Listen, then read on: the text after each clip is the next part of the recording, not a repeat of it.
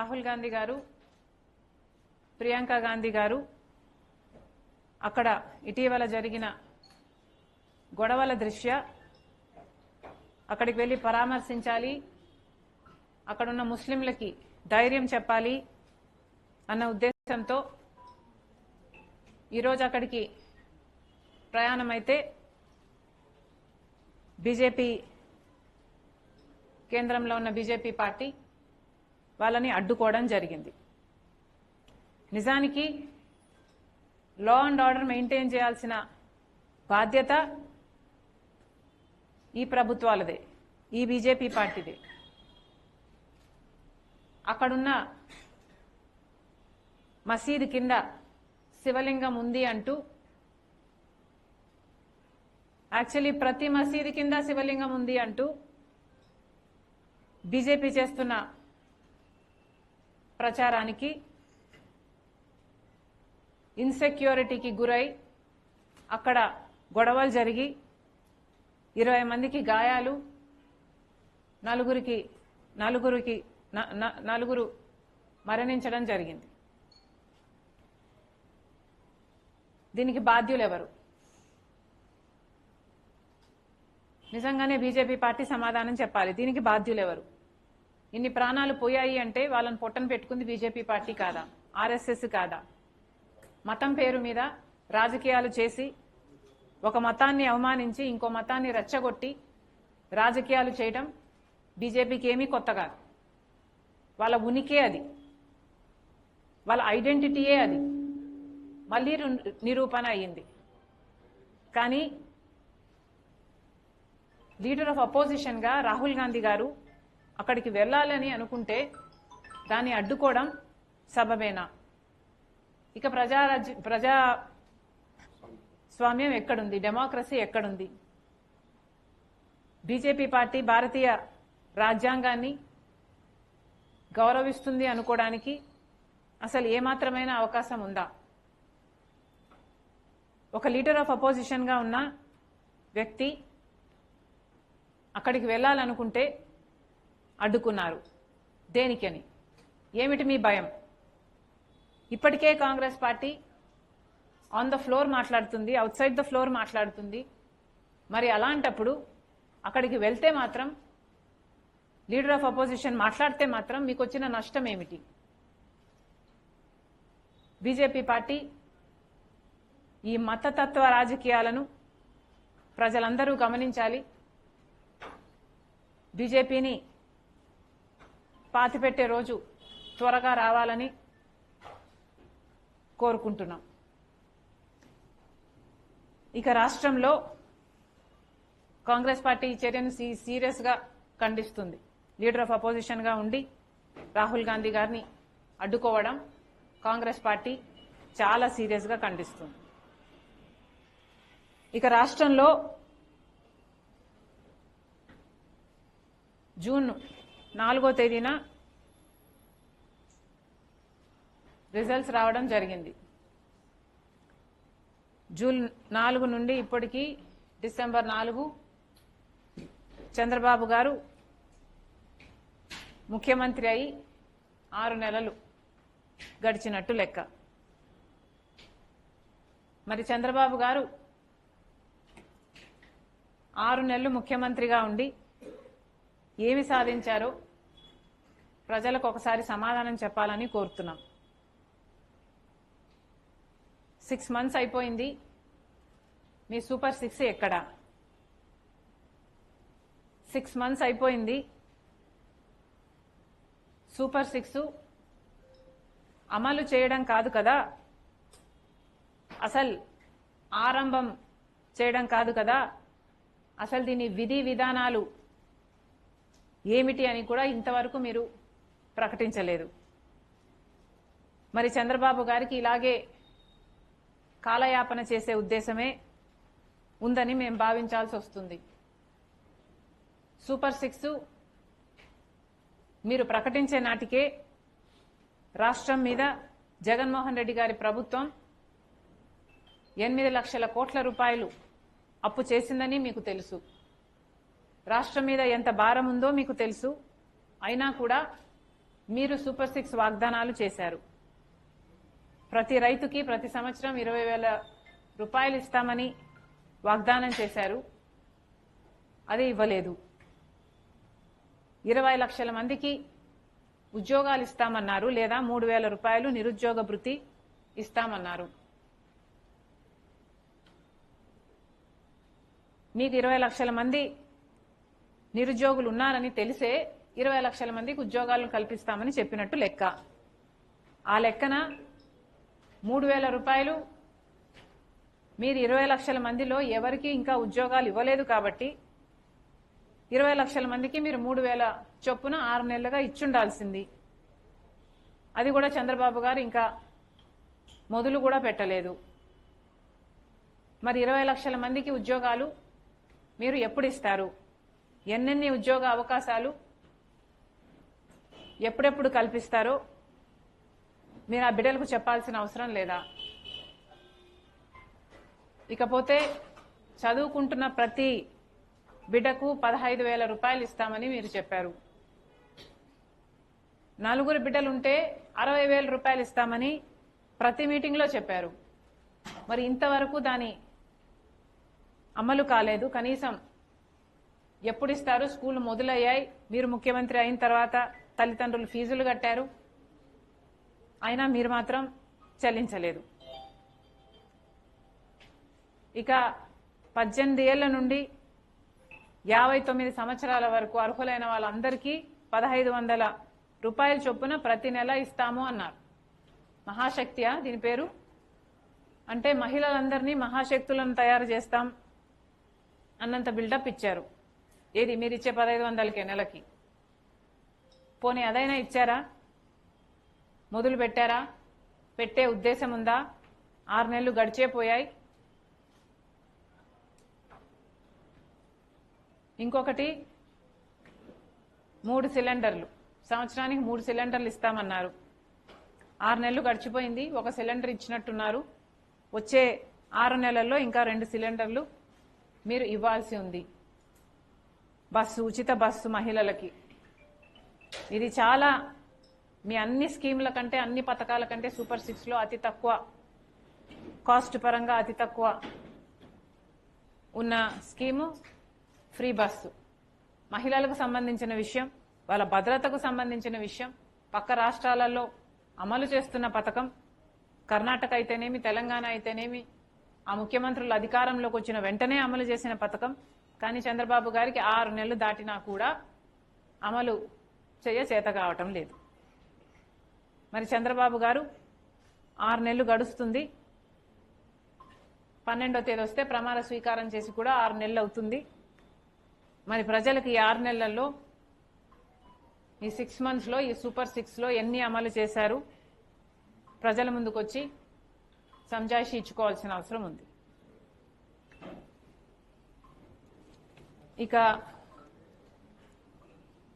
ఇటీవల FBI, securities exchange commission, అంటే అమెరికాలో ఉన్న సెబీ ఈక్వివలెంట్ సంస్థ, అవినీతి జరిగిందని అదానీ గ్రూపు ఇక్కడి ముఖ్యమంత్రి 2021 ముఖ్యమంత్రి 2021లో ఉన్న ముఖ్యమంత్రి గారికి 750 కోట్ల రూపాయలు 1750 కోట్ల రూపాయలు లంచం ఇచ్చారని అక్కడ వాళ్ళు కేసులు పెట్టి ట్రయల్ కూడా మొదలు పెడుతున్నారు. కానీ ఇక్కడ మాత్రం ఏమి జరగనట్టే అప్పటి ముఖ్యమంత్రి అయినా ఇప్పటి ముఖ్యమంత్రి అయినా వ్యవహరిస్తున్నారు. చంద్రబాబు గారైతే అసెంబ్లీలో ఈ వ్యవహారం గురించి మాట్లాడుతూ కనీసం అదానీ అన్న పేరు ఉచ్చరించడానికి కూడా భయపడ్డారు. అదానీ అన్న పేరు మాట్లాడడానికే మీకు అంత భయం అయితే ఇక మీరు ఏ చర్య అయినా ఎలా తీసుకుంటారు ముఖ్యమంత్రి గారు అని అడుగుతున్నాం. కేవలం మీరు బీజేపీ పార్టీతో కూటమి కట్టారు కాబట్టి, మీ సంబంధాలు బాగుండాలి కాబట్టి మీరు ప్రజా ప్రయోజనాలను తాకట్టు పెట్టడానికి సిద్ధపడ్డారు. ప్రజలను తాకట్టు పెట్టిన జగన్మోహన్ రెడ్డి గారి ప్రజల రాజకీయ లబ్ధి కోసం అదే ప్రజలను తాకట్టు పెట్టిన మీకు ఏమిటి తేడా? ఒకసారి ఆలోచన చేసుకోవాల్సిన అవసరం ఉంది. ఇక అప్పటి ముఖ్యమంత్రి జగన్మోహన్ రెడ్డి గారు అయితే నా పేరు ఎక్కడైనా ఉందా, జగన్మోహన్ రెడ్డి అన్న పేరు ఎక్కడైనా ఉందా, లేక ఎవరైనా మీకు ఫోన్ చేసి చెప్పారా జగన్మోహన్ రెడ్డి కింద డబ్బిచ్చాము అని అతి తెలివిగా మాట్లాడారు. దీన్ని అతి తెలివి అనుకుంటున్నారో అప్పుడు ముఖ్యమంత్రిగా ఎవరున్నారో 2021లో అందరికీ తెలుసు, మీకు కూడా తెలుసు. మరి ఎవరున్నారో తెలియనట్టు ఆ పేపర్లలో చీఫ్ మినిస్టర్ ఆఫ్ ఆంధ్రప్రదేశ్ అని వాళ్ళు పేర్కొంటే ఇక జగన్మోహన్ రెడ్డి గారు కాక ఎవరవుతారు? దీన్ని మీరు అతి తెలివి అనుకుంటున్నారో లేక వెటకారం అనుకుంటున్నారో మాకు తెలియదు, కానీ ఇది మాత్రం వెర్రితనంలాగా అనిపిస్తుంది. ఈ వెర్రివాడ 5 సంవత్సరాలు మన రాష్ట్రాన్ని పాలించింది అని ప్రజలు అనుకోగలరు. జాగ్రత్త. ఇంత అవినీతి జరిగినా కూడా ఈ డీల్ గురించి, ఈ డీల్ని రద్దు చేయటం గురించి ఇంతవరకు ఆంధ్ర రాష్ట్ర ప్రభుత్వం అంటే ఇప్పుడు చంద్రబాబు గారు ముఖ్యమంత్రిగా ఉన్నారు, ఒక్క మాట కూడా మాట్లాడటం లేదు. జగన్మోహన్ రెడ్డి గారు ముఖ్యమంత్రిగా ఉండి చంద్రబాబు గారు అప్రూవ్ చేసిన పవర్ డీల్స్ అన్నీ క్యాన్సిల్ చేయటం జరిగింది. మరి చంద్రబాబు గారు జగన్మోహన్ రెడ్డి గారు చేసిన పవర్ డీల్లో అక్రమం జరిగింది అని మేము చెప్పటం కాదు, అమెరికాలో ఉన్న సంస్థలు చెప్తుంటే కనీసం దాని మీద ఎంక్వైరీ వేయాల్సిన అవసరం లేదా? ఈ డీల్ని క్యాన్సిల్ చేయాల్సిన అవసరం లేదా? ప్రజలకు సమాధానం చెప్పాలి.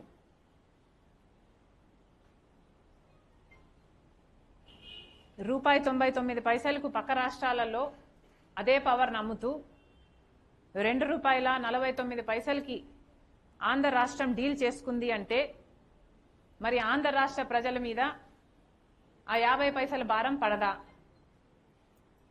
అంటే ఆంధ్ర రాష్ట్ర ప్రజల మీద ఈ భారం ప్రతి నెల వాళ్ళు ఎలక్ట్రిసిటీ బిల్స్ హైక్ అవ్వవా? అంటే ఈ భారం ప్రజల మీద పడినా పర్వాలేదని చంద్రబాబు గారు చెప్తున్నారా? ట్రాన్స్మిషన్ కాస్ట్ ఉండవు అని జగన్మోహన్ రెడ్డి గారు చెప్తున్నారు. మరి ట్రాన్స్మిషన్ కాస్ట్ లేకపోతే గుజరాత్కి ఇచ్చిన అదే ₹99 మన రాష్ట్రానికి కూడా ఎందుకు ఇవ్వలేదు? ఆ 50 పైసలు మాత్రం ఎందుకు ఎక్కువ చెల్లిస్తున్నారు? మీరు చెప్తున్నారు ట్రాన్స్మిషన్ కాస్ట్ ఉండవు అని, కానీ మీ హయాంలోనే మీ దగ్గర పనిచేసిన విద్యుత్ శాఖ వాళ్ళే ₹70 ట్రాన్స్మిషన్ కాస్టులు పడతాయి, హిడెన్ కాస్టులు పడతాయని వాళ్ళు చెప్తుంటే మరి దీని మీద మీరేం సమాధానం చెప్తారు? చంద్రబాబు గారు ఏం ఎంక్వైరీ వేస్తారు? అసలు ఏ యాక్షన్ తీసుకోకపోతే ఈ భారమంతా పడేది ఆంధ్ర రాష్ట్ర ప్రజల నెత్తి మీద కదా. ఎలక్ట్రిసిటీ బిల్స్ హైక్ అయ్యేది ఆంధ్ర రాష్ట్ర ప్రజలకు కాదా? మరి ఇంతమంది నాయకులు ఉండి, ఇంతమంది ఎమ్మెల్యేలు ఉండి ప్రజల మీద ఇంత భారం పడుతుంటే మరి మీకు కనీసం చీమ కుట్టినట్టయినా లేదా? అది కూడా 25 ఏళ్ల పీరియడ్ కోసం మీరు లాకిన్ చేశారు ఈ ప్రైస్ని. అంటే 25 సంవత్సరాలు ఈ భారం ఆంధ్ర రాష్ట్ర ప్రజల నెత్తిన పడాల్సిందే. ఒకప్పుడు సోలార్ పవర్ ఛార్జెస్ ₹9 ₹10 ఉన్నాయి కొన్ని సంవత్సరాల క్రితం. ఇప్పుడు దాని ఛార్జెస్ ₹1.99 అని ఆ ప్రైస్కే గుజరాత్ వాళ్ళు సైన్ చేసుకున్నారు అని అర్థమవుతుంది. ఒకప్పుడు 10 రూపాయలు ఉన్న ఛార్జెస్ ఇప్పుడు ₹1.99కే పడిపోవడం జరిగింది. మరి 2 సంవత్సరాలలో ఆ ₹1.99 కాస్త 50 పైసలకే పడిపోతుందేమో, రూపాయికే పడిపోతుందేమో. ఆ అడ్వాంటేజ్ ప్రజలకు మీరు పాస్ ఆన్ చేయరా? ప్రజలు మాత్రం ₹2.49 కట్టాల్సిందేనా? ఎందుకు కట్టాలి? మరి ఇదేమైనా డీల్ పట్టిన పీడ? జగన్మోహన్ రెడ్డి గారేమో చంద్రబాబు గారు చేసుకున్న పవర్ డీల్స్ ని క్యాన్సిల్ చేసేశారు. అసలు లాంగ్ టర్మ్ డీల్స్ చేసుకోకూడదు అన్నారు జగన్మోహన్ రెడ్డి గారు. మరి ఈయన 25 సంవత్సరాలకు లాంగ్ టర్మ్ డీల్ ఎందుకు చేసుకున్నారో జగన్మోహన్ రెడ్డి గారు సమాధానం చెప్పాలి. ఏ బేసిస్ మీద చంద్రబాబు గారు డీల్స్ ని క్యాన్సిల్ చేశారు జగన్మోహన్ రెడ్డి గారు మనకు తెలియదు. కానీ తెలిసిన విషయం ఏమిటంటే ఏ డీల్లోనైనా ఒక అవినీతి జరిగింది అన్న ఆరోపణలు ఉంటే ఆ డీల్ ని క్యాన్సిల్ చేసే అవకాశం ఉంది. మరి ఈ డీల్లో ఇంత స్పష్టంగా అక్రమం జరిగింది, అవినీతి డబ్బు చేతులు మారింది అని FBI చెప్తుంది. FBI చెప్పకముందు మీకు కూడా తెలుసు కదండి. మీ మంత్రి గారే పయ్యావుల కేశవ్ గారు కేసు కూడా వేశారు కదా. ఇది చాలా పెద్ద కుంభకోణం, ఆంధ్ర రాష్ట్ర ప్రజలకు అన్యాయం జరుగుతుంది, అప్పుడు అంతంత గట్టిగా అరిచారు. మరి ఈ డీల్ను ఎందుకు క్యాన్సిల్ చేయటం లేదు? అవినీతి జరిగిందని మీకు తెలుసు. మీకు తెలియడమే కాకుండా FBI వాళ్ళు కూడా దాన్ని నిర్ధారించారు. మరి ఇన్ని ఆధారాలు ఉండి కూడా ఈ డీల్ని మీరు క్యాన్సిల్ చేయటం లేదు అంటే ఎందుకు చేయటం లేదు అని అడుగుతున్నాం. మీకు కూడా ఏమైనా డబ్బులు అందాయా? చంద్రబాబు గారు సమాధానం చెప్పాలి. జగన్మోహన్ రెడ్డి గారేమో చంద్రబాబు గారి డీల్స్ ని అంత సునాయాసంగా క్యాన్సిల్ చేశారు. కానీ చంద్రబాబు గారికి మాత్రం ఇంత పెద్ద డీల్ని, ఇన్ని అవకతవకలు ఉన్నాయని తెలిసి కూడా ఈ అదాని డీల్ను క్యాన్సిల్ చేయడానికి సంకోచిస్తున్నారు. దేనికని? జగన్మోహన్ రెడ్డి గారి దగ్గర కూడా ఆధారాలు ఉన్నాయా? అప్పుడు అవినీతి జరిగింది ఆ పవర్ డీల్స్ లో, కాబట్టి నేను క్యాన్సిల్ చేసేస్తున్నాను అంత సునాయాసంగా చేసేశారా? అంటే మీరు అప్పుడు అవినీతికి పాల్పడ్డారా? మరి ఇప్పుడు అవినీతి జరిగిందని తెలిసినా కూడా మీరు ఊరుకున్నారు అంటే ఏమనుకోవాలి? దీని ద్వారా చంద్రబాబు గారు సమాధానం చెప్పాలి. ఆంధ్ర రాష్ట్ర ప్రజలకు సమాధానం చెప్పాలి. ఏ జగన్మోహన్ రెడ్డి గారినైతే ప్రజలు దించారో అదే ప్రజలు ఓట్లేస్తే మీరు గెలిచారు. దయచేసి అది గుర్తుపెట్టుకోండి. ఇలా అడ్డదిడ్డంగా ఆంధ్ర రాష్ట్ర ప్రజలకు అన్యాయం చేస్తే మాత్రం ప్రజలు ఊరుకోరు. ఇప్పటికే చంద్రబాబు గారు ఒకసారి 6,000 కోట్ల రూపాయలు, ఇంకోసారి 11,000 కోట్ల రూపాయలు, మొత్తం 17,000 కోట్ల రూపాయల భారాన్ని ఎలక్ట్రిసిటీ బిల్స్ ద్వారా ప్రజల నెత్తిన మోపి వాళ్ళ నుంచి రక్తం పిండి మరీ వసూలు చేయడానికి సిద్ధపడ్డారు. కారణం ఏమి అంటే జగన్మోహన్ రెడ్డి గారు చేసిన తప్పిదాలు అని చెప్తున్నారు. ఇప్పటికే జనం మీద అంత భారం పడుతుంది. 17,000 కోట్ల రూపాయల భారం ఆంధ్ర రాష్ట్ర ప్రజల దగ్గర నుంచి ఎలక్ట్రిసిటీ బిల్స్ ద్వారా మీరు వసూలు చేస్తున్నారు. మొదలు కూడా పెట్టారు. ఈ నెల నుంచి మొదలు కూడా పెట్టారు. మరి అలాంటప్పుడు ఈ సోలార్ పవర్ కూడా ప్రజలు అదనంగా డబ్బులు కట్టాలనా? ఎందుకు కట్టాలి? ఇందుకేనా మీకు ఓట్లేసింది? ఇంత అక్రమం జరిగింది అని ఈ డీల్లో మీకు ఇంత స్పష్టంగా తెలుస్తున్నా కూడా చంద్రబాబు గారు ఏమీ చేయటం లేదు అంటే ప్రజలు మిమ్మల్ని క్షమించరు. దయచేసి ఇప్పటికైనా చెప్తున్నాం, చంద్రబాబు గారు ఈ డీల్ని స్క్రాప్ చేయండి, ఈ డీల్ని క్యాన్సిల్ చేయండి. అందులో భాగంగానే సెంట్రల్ ఎలక్ట్రిసిటీ రెగ్యులేటరీ కమిషన్కి కూడా మేము లేఖ రాయడం జరుగుతుంది. Central electricity regulatory commission is a central body. Inter state electricity transmission, trading, tariffs ఇవన్నీ రెగ్యులేట్ చేసే బాడీ. కనీసం వాళ్ళైనా జోక్యం చేసుకొని ఈ డీలు అక్రమము అని తేల్చి అదాని గ్రీన్కి జగన్మోహన్ రెడ్డి గారి ప్రభుత్వం చేసుకున్న డీల్ని క్యాన్సిల్ చేయాలని కాంగ్రెస్ పార్టీ డిమాండ్ చేస్తుంది. Thank you.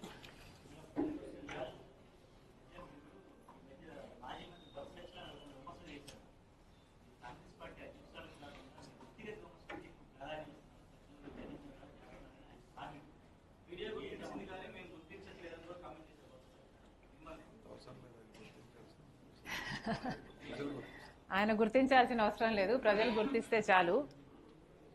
బొత్స గారికైనా వైసీపీ వాళ్ళకైనా నేను పర్సనల్ కమెంట్స్ చేస్తున్నాను అని వాళ్ళు అంటున్నారు. పచ్చకామర్లు కమ్మినోనికి లోకమంతా పచ్చగానే కనిపిస్తుందట. వైసీపీ నాయకునికి, వైసీపీ లీడర్లకి నేను చెప్పాల్సింది ఏమిటంటే, మీకు నాతో పర్సనల్ ఇష్యూస్ ఉన్నాయి కాబట్టి, నాకు కూడా మీతో పర్సనల్ ఇష్యూస్ ఉన్నాయి అని మీరు భావించి మీరు నన్ను పర్సనల్గా అటాక్ చేసినట్టే నేను కూడా మిమ్మల్ని పర్సనల్గానే అటాక్ చేస్తున్నాను అన్నది మీ భావన.